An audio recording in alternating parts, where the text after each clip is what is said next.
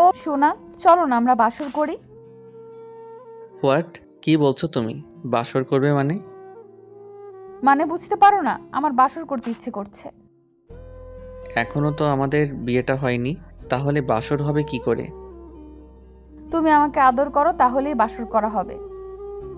তোমার কি মাথা খারাপ হয়ে গেছে? কী সব উল্টাপাল্টা কথা বলছো? বিয়ের আগে এসব কি করে সম্ভব? তাহলে তো এটা অন্যায় হবে, বলো। আমি অত কিছু জানি না। তুমি আমাকে আজকে আদর করবে, এটাই শেষ কথা। যদি না করো তাহলে আমি অনেক বেশি কষ্ট পাবো। আমি জানি তুমি তোমার বাবুনির কষ্টটা বেশি সহ্য করতে পারো না, তাই না? তোমার মাথায় হঠাৎ এসব চিন্তা ভাবনা কে ঢুকালো?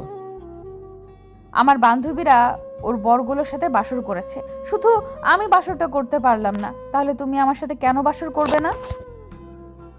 তুমি কি বোকা নাকি? তোমার মাথা খারাপ হয়ে গেছে? বুঝতে পারো না বিয়ের আগে কখনো বাসর হয় না, বিয়ের পরই বাসরটা করতে হয়। তাহলে আর দেরি করতেছো কেন? আমি তো তোমাকে কতবার বলেছি চলো আমরা বিয়েটা করে নিই, কিন্তু তুমি আমার কথা শুনতেই চাইছো না। হয় তুমি আমাকে বিয়ে করবে, আমরা বাসর করব, নাহলে আজকে বিয়ের আগেই তুমি বাসর করবে আমার সাথে, নইলে আমি অনেক কান্নাকাটি করব। তোমার মাথায় এসব উল্টাপাল্টা জিনিস কে ঢুকিয়েছে? সত্যি করে বলো তো। আর তুমি বুঝতে পারো না বিয়ের আগে এসব করা ভালো না?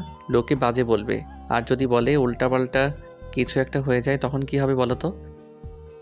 আমি অত কিছু বুঝতে চাই না। তুমি আমার সাথে বাসর করবে কিনা সেটা বলো। তুমি হয় আমাকে বিয়ে করে আমার সাথে বাসর করবে, আর না হলে এমনিতেই করবে। আমি যে করেই হোক বাসর করব, অত কিছু বুঝি না। মুশকিল তো, আমি বলছি না এসব করতে পারবো না। তুমি আমার সাথে বাসর করবে না তো? না, তুমি বুঝতে পারছো না, বিয়ের আগে এসব করা ভালো না। আর যদি তুমি প্রেগনেন্ট হয়ে যাও তখন কি হবে বলো? তখন সবাই তোমাকে একটা বাজে মেয়ে ভাববে, তখন কি হবে? আমি অত কিছু জানি না। তুমি আমার সাথে বাসর করবে, আর প্রেগনেন্ট হলে হব, তোমার বাবুর আম্মু হয়ে যাব। তুমি তখন আমাকে বিয়ে করে নিবে, নাকি তুমি আমাকে আদর করতে পারবে না? যদি না করো তাহলে কিন্তু অনেক ছেলে আমাকে পছন্দ করে, যাদেরকে আমার পছন্দ না হলেও আমি যে কোনো কারোর সাথে কিন্তু বাসর করে নিব। সেটা কি খুব ভালো হবে? তোয়ার কথা শুনে রিফাত প্রচণ্ড পরিমাণে রাগ উঠে গেল। সাথে সাথে ও তোয়ার গালে কষিয়ে একটা থাপ্পড় মেরে দিল। তোয়া বাচ্চাদের মতো করে ভেবে করে কান্না করে দিল, আর রাগী কণ্ঠে বলতে লাগলো, তুই শুধু আমার ভুলেও যদি আর এসব কথা মুখ দিয়ে উচ্চারণ করিস না, তাহলে আগে তোকে শেষ করব, তারপর নিজেকে শেষ করে দেব। তোর সাহস কি করে হয় এসব চিন্তা ভাবনা মাথায় আনার? তুই আমাকে ছাড়া অন্য কাউকে ভালোবাসতে পারবি না। তোর মনের উপর যেমন আমার জোর আছে, তোর উপর যেমন আমার অধিকার আছে, তেমনি তোর শরীরের উপর শুধু আমারই অধিকার। তাহলে তুমি সেই শরীরটাকে আদর করে দিতে পারছো না কেন? তুমি বুঝতে পারো না আমি তোমার আদর না পেয়ে দূরে থাকতে পারি না? আমার ভালোবাসা চাই, অনেক বেশি ভালোবাসা চাই। তুমি কেন আমাকে আদর করতে পারবে না? আমি তোমার ভালোবাসাটা নিজের মধ্যে নিতে চাই। তোকে কি করে বোঝাবো? তুই কেন বুঝতে পারছিস না? এসব করলে আমাদের বাসা থেকে কেউই মেনে নেবে না। নিবে, অবশ্যই নিবে। যখন আমি প্রেগনেন্ট হয়ে যাব, তোমার আব্বু আম্মুর কাছে গিয়ে বলবো তাদের নাতি নাতনি আমার পেটে, তখন তারা ঠিকই মেনে নেবে। আর এসব না করলে তুমি আমাকে বিয়ে করবে না, আর বাসায় আমার কথা বলতেও পারবে না। তাই আমি ভেবেছি আমাকে সবটা করতে হবে, তোমার দ্বারা কিচ্ছু হবে না। তাই আমি আজকে প্ল্যান করে এই কথাগুলো বলেছি, কিন্তু তুমি তারপরে সেটা বুঝতে পারছো না। তাহলে তুমি আমাকে ভালোবাসো না, আর শেষ পর্যন্ত তুমি আমার উপর রাগ করে আমার গায়ে হাত তুললে।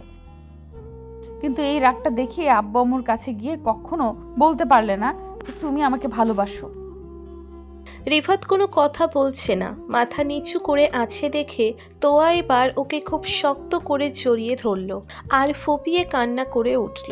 যে কান্নাটা ওর আগে থেকেই সহ্য করতে পারে না, তাই চুপ করে কেউ জড়িয়ে ধরে রাখলো। একটা সময় তোয়া বলতে লাগলো, বেবি, আমি থাকতে পারবো না তোমাকে ছাড়া। প্লিজ আমাকে দূরে সরিয়ে দিও না। একটাবার বুকের সাথে জড়িয়ে নাও, একটাবার আদর করে দেখো। আমি তখন তোমার আব্বু আম্মুকে ঠিক রাজি করিয়ে নিব। রিফাত ভাবতে লাগলো কি করবে, কারণ তোয়া আব্বুর সাথে ওর আব্বুর অনেক দিনের ব্যবসায়িক দ্বন্দ্ব লেগে আছে। ওরা দুই শহরে থাকলেও ওদের ফ্যামিলির মাঝে অনেক বড় দ্বন্দ্ব আছে, তাই বাসায় ওর কথাটা বলতে পারছে না, আর না পারছে ওকে বিয়ে করে নিতে। তাহলে ওদের পরিবারের দুজনকে মেনে নেবে না। রিফাত কি করবে ভেবে পাচ্ছে না। তোয়াকে বুকের সাথে শক্ত করে জড়িয়ে ধরে রেখেছে। একটা সময় তোয়া আবার বলতে লাগলো, তুমি আমাকে আদর করবে কিনা সেটা বলো, আমি আর কিচ্ছু জানতে চাই না। তুমি যদি আজকে আমাকে আদর না করো তাহলে এই মুহূর্তে আমি বাসায় চলে যাব, আর গিয়ে সুইসাইড করব। কালকে সকালে তুমি আমার মরা মুখটা দেখতে পাবে। সেটা কি তোমার জন্য খুব ভালো হবে? এই পাগলি, এসব উল্টাপাল্টা কিসব কথা বলছো? একদম এসব কথা বলবে না। তুই জানো না আমি তোমাকে কতটা ভালোবাসি। এসব কথা বললে আমি সেটা সহ্য করতে পারি না। প্লিজ এরকম পাগলামি করো না, তোমার কিছু হবে না। আমি বাসায় বোঝাবো। তুমি অনেক চেষ্টা করেছো কিন্তু বোঝাতে পারোনি, আর বলতেও পারোনি। আমি জানি আর কখনো বলতে পারবে না, তাই তোমাকে আমি বলছি তুমি আমাকে আদর করো, আর না হলে আমি কিন্তু উল্টাপাল্টা কিছু একটা করে ফেলবো। প্লিজ তুমি এরকম পাগলামি করো না। তুমি আমাকে আদর করবে কি না, না হলে কিন্তু আমি আজকে আমাদের শেষ দেখা। তুমি খুব ভালো করেই বুঝতে পারছো। তুমি জানো আমি কতটা রাগী মেয়ে, আর রাগ করলে কি করতে পারি সেটা তোমার ধারণা আছে। তো আর কথাই রিফাত আর উপায় না পেয়ে ওর ঠোঁটের সাথে নিজের ঠোঁটগুলো মিলিয়ে দিল। সাথে সাথে তোয়ার মধ্যে যেন ওর ভালোবাসাটা পাওয়ার তীব্র আকাঙ্ক্ষা আর কামনা জেগে উঠল। তোয়াও রিফাতের ঠোঁটে এলো পাথারি কিস করে যাচ্ছে। একটা সময় রিফাত ওর ঘাড়ে আর গলায় নাক ঘষতে লাগলো। রিফাতের গরম নিঃশ্বাস তোয়ার ঘাড়ে পড়তেই ওর যেন মুহূর্তের মধ্যে পাগল হয়ে উঠল। এবার ঈশা গোয়ার সারা মুখে, নাকে, গানে, গলায়, ঘাড়ে কিস দিতে লাগলো। তখন তোয়া আর থাকতে না পেরে রিফাতকে বিছানায় ফেলে দেয়, তারপর ওর উপরে উঠে যায়। তোয়া রিফাতের শার্টটা খুলে দিয়ে তারপর ওর ঘাড়ে, গলায় আর বুকে কিস করে দেয়, যার জন্য তোয়ার গরম নিঃশ্বাসগুলো রিফাতের বুকের উপর পড়তেই ও পুরো একদম উত্তেজিত হয়ে যায়, আর তোয়াকে নিজের অনেকটা কাছে নেয় আর ভালোবাসায় ভরিয়ে দিতে থাকে। তারপর একটা সময় রিফাতের আদর করা হয়ে গেলে ও তোয়াকে বুকের সাথে খুব শক্ত করে জড়িয়ে ধরে রাখলো। রিফাত তোয়াকে নিজের করে পাওয়ার জন্য আজকে ওর কথাতে এরকমটা করতে হলো। রিফাত মনে করলো একটা সময় হয়তো তোয়ার কথাই ঠিক হবে। তাছাড়া ওদের পরিবারের দণ্ডটা কখনোই ঠিক হবে না, কারণ রিফাতের আব্বু যেমন রাগী তেমনি তোয়ার আব্বুও রাগী, তাই কেউ কাউকে ছাড় দিতে নারাজ। রিফাত তোয়াকে বুকের সাথে জড়িয়ে ধরে রাখলো। তখন তোয়া ওর মুখের দিকে তাকিয়ে বারবার মুচকি মুচকি হাসতে লাগলো। কি হলো তোমার? এভাবে হাসতেছো কেন? তোমার মুখে লিপস্টিকের অসংখ্য ছাপ দেখে তোমাকে না এত কিউট লাগছে যেটা বলে বোঝাতে পারবো না। সবটা তোমার দেওয়া। তুমি তো এরকমটা করলে, আর জোর করে আমাকে এরকমটা করতে বাধ্য করলে। কেন এরকম পাগলামি করলে বলো তো? রিফাত, তুমি তো সবটাই জানো, এছাড়া আমার হাতে আর কোনো উপায় ছিল না। তোমাকে নিজের করে পাওয়ার জন্য এছাড়া আর কোনো উপায় আমি খুঁজে পাচ্ছিলাম না। আমি জানি এটা না করলে তোমাকে কখনোই নিজের করে পেতাম না, আর তোমাকে ভালোবেসে নিজের করে নেওয়ার জন্য আজকে আমি এমনটা করতেই হয়েছে।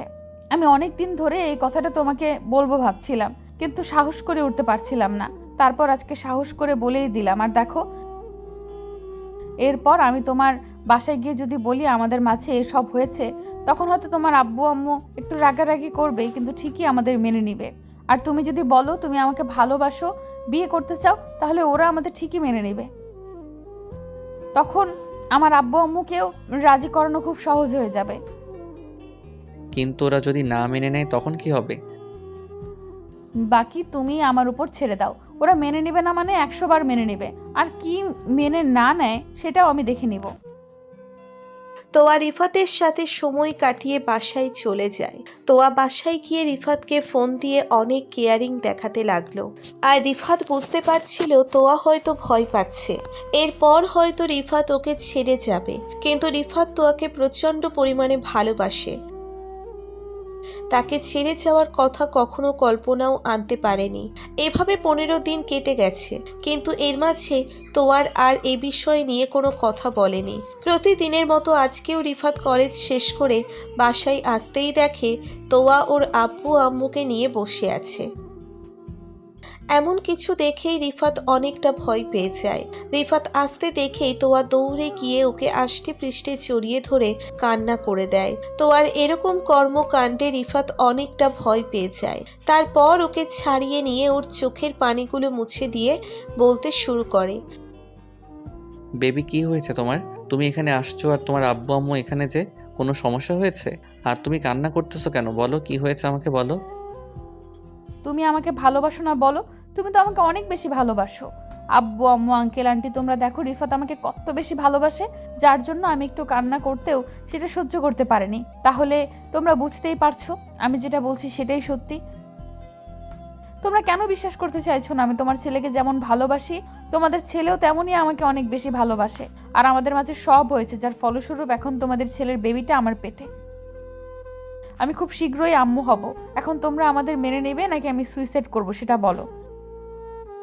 তোয়া এরকম ধরনের কথা শুনে রিফাতের গলা শুকিয়ে কাঠ হয়ে গেল। ও চোখ বড় বড় করে তোয়ার দিকে তাকিয়ে রইল, আর তোয়া ওকে চোখের ইশারায় চুপ থাকতে বলল। এর মাঝে আব্বু এসে তোয়ার কাছ থেকে রিফাতকে ছাড়িয়ে নিল। তারপর নিচের দিকে ঘুরিয়ে ঠাস ঠাস করে ওর গালে 2-4টে লাগিয়ে দিল, আর রাগী কণ্ঠে বলতে লাগলো, তোমার সাহস কি করে হয় এসব আজে বাজে কাজ করার? তোমাকে আমি বলেছিলাম না এরকমের উল্টোপাল্টা কোনো কাজ করবে না, যার জন্য আমার সম্মান নষ্ট হয়? আর শেষ পর্যন্ত কিনা আমার এই শত্রু মেয়ের সাথেই তুমি এসব করলে? আমার ভাবতেই ঘৃণা লাগছে, তুমি কিনা আমার ছেলে। আব্বু আমি চুপ, একদম চুপ, আর একটা কথা নয়। তোমার কোনো কথা আমি শুনতে চাই না। তোমার মুখ দিয়ে এরপরও কথা বেরোচ্ছে, আমি ভাবতেই অবাক হয়ে যাচ্ছি তোমার দ্বারা কিনা এরকমের একটা কাজ হলো। আমি তোমাকে বলে দিয়েছিলাম না, যে কোনো মেয়েকে তুমি পছন্দ করো আমি তাকে তোমার বউ করে আনবো, আর তুমি কিনা শেষ পর্যন্ত যে কিনা আমার প্রতিদ্বন্দ্বী তার মেয়ের সাথে এসব করলে। আর সেই মেয়েটা বলছে সে তোমার বাচ্চার আম্মু হবে, আর এমন কিছু আমাকে শুনতে হচ্ছে। এবার তোয়ার আব্বু আম্মু উঠে এগিয়ে আসলো। তারপর বেশ স্বাভাবিকভাবেই বলতে লাগলো, দেখেন ভাই সাহেব, আমিও আগে যখন প্রথমবার শুনেছিলাম তখন অনেকটা রেগে গিয়েছিলাম। আমিও তো আপনার থেকে কম রাগী মানুষ না, কিন্তু দেখেন যেটা হবার হয়ে গেছে। আমি অনেক নিজেকে বুঝিয়েছি, আর ওরা হয়তো এমনটা না করলে আমাদের সম্পর্কটা ঠিক হওয়ার পথে আসতো না। আর আপনি এখন রাগ করে থাকবেন না। আমি স্বীকার করছি তখন আমারও ভুল ছিল, আমি সবটা স্বীকার করে নিয়েছি। কিন্তু দেখেন, ছেলে মেয়েদের ভালোর জন্য এসব ওদের নিয়ে আমাদের ভাবতে হবে। এটা হবার হয়েছে, ভবিষ্যৎ নিয়ে ভাবাই ভালো। এখন যদি আপনি বা আমি রাগ করে থাকি তাহলে ছেলে মেয়ের ক্ষতি হবে। আর আমার মেয়েটা আপনাকে, আপনার ছেলেকে অনেক বেশি ভালোবাসে। এখন যদি আপনি আমার মেয়েটাকে ফিরিয়ে দেন তাহলে ও উল্টোপাল্টা কিছু একটা করে ফেলবে। আর এসব জানাজানি হয়ে গেলে আপনার সম্মানটা নষ্ট হবে। সেটা কি আপনার জন্য ভালো হবে? আপনি নিজেও জানেন আপনার সম্মানটা কত উঁচু। তাই ভালো হয় সবটা নিজেদের মধ্যে সমাধান করে নিলে। সবচেয়ে আগে আমার ছেলের সাথে এখন কথা বলবো। রিফাত, তুমি মেয়েটাকে ভালোবাসো? রিফাত আব্বুর কথাতে মাথা নেড়ে হ্যাঁ সূচক উত্তর দিলে আব্বু বলল, ভালোবাসা সেটা আমাদের বললেই পারতে, এসব করার কি দরকার ছিল?